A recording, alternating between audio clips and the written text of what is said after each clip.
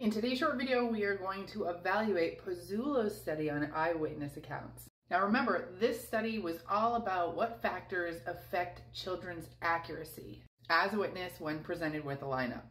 Now in the study, we did place children against adults, but remember, the study was about children.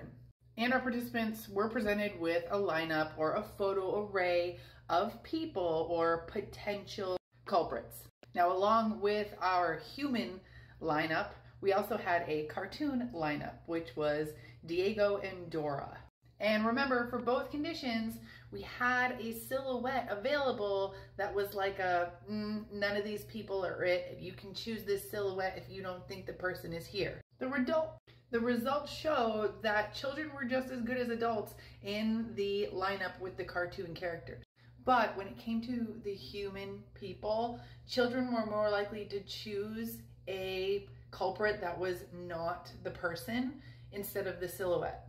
Now, because we saw that they were really good with the cartoon characters, we know that the errors that they made were not cognitive errors, and they were somehow social factors involved in their errors. Now, we have a laboratory experiment. Everybody was tested in a standardized environment, but this is going to make for really low ecological validity.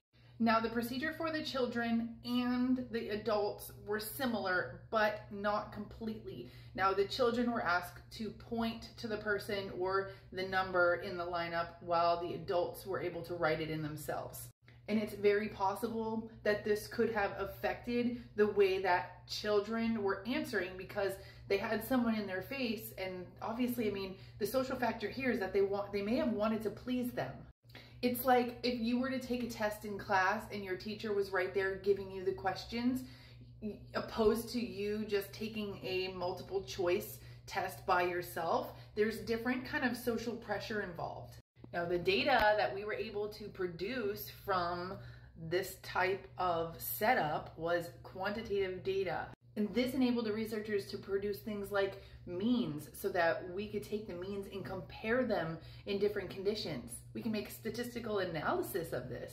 And this is literally going to enable us to see what caused changes in the dependent variable between the independent variables. Now, I've already said that this was a lab experiment, and therefore it was an artificial situation, artificial scenario. So that may have affected the importance to people, especially the adults, the importance of choosing the right person.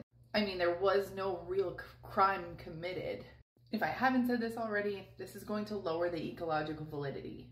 And this was directly related to social effects, which could have been caused by emotions. It's definitely recommended that further research be conducted in more realistic types of ways.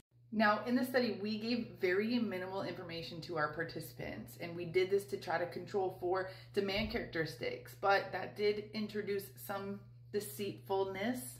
The adults were told it's a study about memory, and the children were told it was about TVs and computer games.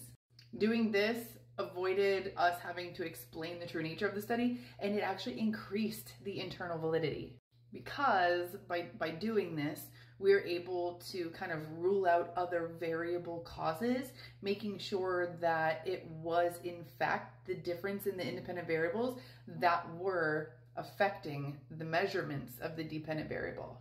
Although something interesting is like telling the participants, the adults and the children, that it was about two different studies. Think about it, like your memory might be affected differently in choosing people out of a lineup if you were told it was a test about memory, opposed to children being told it was a test about like a video game. Therefore, they weren't like on guard thinking they had to memorize something, where the adults were. Now, using children is really important in this study when we're thinking about ethics, because when we have real crimes and the only possible potential witness is a child, we really want to know, is this reputable?